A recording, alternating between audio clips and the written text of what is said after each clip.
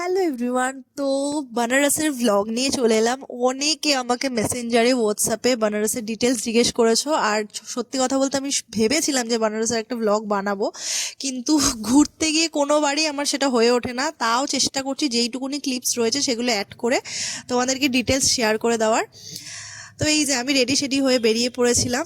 আর এই ট্রিপটার জন্য অন্যান্য ট্রিপের থেকে আমি অনেক বেশি এক্সাইটেড ছিলাম, বিকজ এটা আমার ছোটোবেলার একটা বাকেট লিস্টের ট্রিপ ছিল। আর প্রতিবারের মতোই বাবা আমাকে এবারও ড্রপ করতে যাচ্ছিল আমার বন্ধুদের কাছে, দেন ওদের সাথে ওখান থেকে মিট করে আমরা একসাথে বেরোই। আর এই যে যেদিন আমাদের ট্রেন ছিল, সেই দিন রাত 12টার সময়, আমাদের সন্ধেবেলা ট্রেন ছিল, রাত 12টার সময় এনার বার্থডে ছিল, 25th বার্থডে। আর আমরা প্ল্যান করেছিলাম যে ওর জন্য একটা ওর জন্য একটা সারপ্রাইজ বার্থডে প্ল্যান করেছিলাম। একটা কেক আনা হয়েছিল আর ওকে রাত্রিবেলা ডেকে রীতিমতো তুলে কেক কাটানো হয়েছে। ও কিছুটা গেস করেছিল যে হ্যাঁ এরকম কিছু হতে পারে, এটা তো আমি শিওর, বাট বাকিটা সারপ্রাইজই হয়েছে। আর 10 জন মিলে চেষ্টা করেছি যতটা কম হই হুল্লোড় করে করা যায়। আর তারপরের দিন সকালেই পৌঁছে গেলাম বারাণসী। ট্রেন প্রচুর লেট ছিল, বাট স্টিল ওখানে পৌঁছানোর পর আমার জাস্ট মনে হচ্ছিল দুদিন আগে যেটা আমি রিলে দেখছিলাম সেই জায়গাটায় আমি এখন দাঁড়িয়ে আছি। প্রথম দিন আমরা শুরু করেছিলাম কাশী বিশ্বনাথ দিয়ে। আমি জানি না এটা কতজনের ফিল হয়, কিছু কিছু মন্দিরে গেলে, অনেস্টলি বলছি সব মন্দিরে নয়, তবে কিছু কিছু মন্দিরে গেলে না রীতিমতো চোখ দিয়ে জল বেরিয়ে আসে, এতটা ভালো ফিল হয়। কাশী বিশ্বনাথে গিয়ে আমার সেম জিনিসটাই হয়েছিল, মানে পুজো দেওয়ার পরে এতটা শান্তি, এতটা ভালো ফিল হয়েছিল যে চোখ দিয়ে জল বেরিয়ে গেছিলো। আমরা পুরো মন্দিরটা ভিজিট করছিলাম, অসম্ভব সুন্দর দেখতে, মানে বলার ভাষা নেই ওটা, মানে ক্যামেরা বন্দি ওটা হবে না যে এতটাই সুন্দর। তারপরে ইনি মাঝখানে এসেছে দৌড়ে এবং বলছিল যে আমার বার্থডে আমার বার্থডে। তো বাস এখান থেকে ঘুরে আমরা গেছিলাম হচ্ছে কাশী চাট ভান্ডারে, যেটা সোশ্যাল মিডিয়ায় প্রচণ্ড পরিমাণে ভাইরাল। বাট সত্যি কথা বলতে আমার ওভার হাইপড লেগেছে, কারণ আমার খুব বেশি ভালো লাগেনি, ঠিকঠাক অ্যাভারেজ লেগেছে। আমরা একটাই চাট নিয়েছিলাম, সামোসা চাট, যেটা আমার একেবারেই অ্যাভারেজ লেগেছে। খুব ভালোও বলবো না, আবার খুব খারাপও বলবো না। ওখানে আরও চাট ছিল, তোমরা চাইলে ট্রাই করতে পারো, বাট আমরা অলরেডি অনেকক্ষণ ওয়েট করেই একটা চাট পেয়েছি, আর চাট ট্রাই করার মতো ইচ্ছে হয়নি সত্যি কথা বলতে। তার পাশেই ছিল হচ্ছে মালাইও, যেটা আমি ট্রাই করতে পারিনি, আমার বিশাল দুঃখ এটা। তো তারপরে ডে 2 আমরা রেডি হয়ে বেরোচ্ছিলাম। প্রথমে আমরা গেছিলাম হচ্ছে ব্রেকফাস্ট করতে।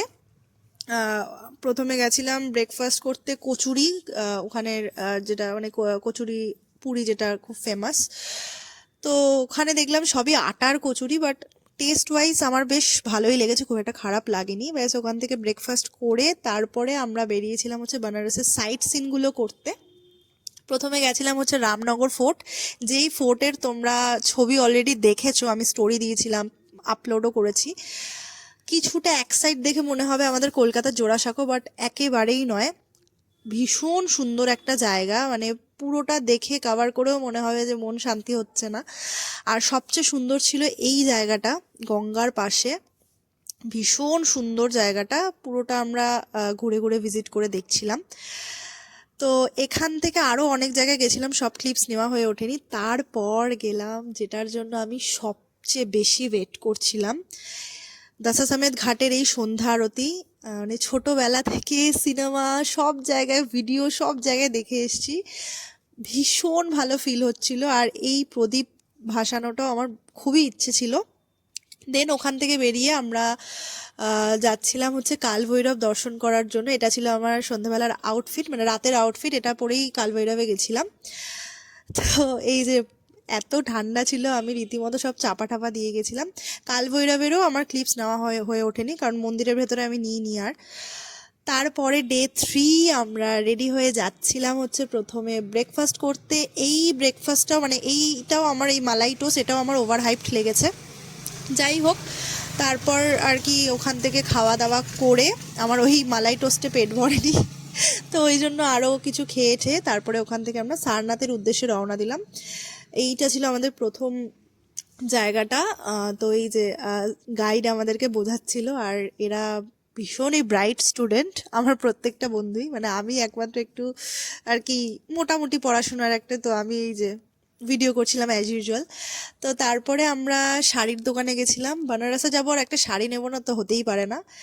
আর এই যে, আর যাই করো বেনারসে ভাই, বেনারসের ভাং খেও না, আকাশ আর মাটি এক হয়ে যাবে, লিটারেলি আকাশ আর মাটি এক হয়ে যাবে। মানে আমার জাস্ট খাওয়ার পরে কিছুক্ষণ তো ভালো লাগছিল, খুব মজায় খাচ্ছিলাম, এই যে এখন মুখটা দেখছো খুব মজা লাগছে তখন।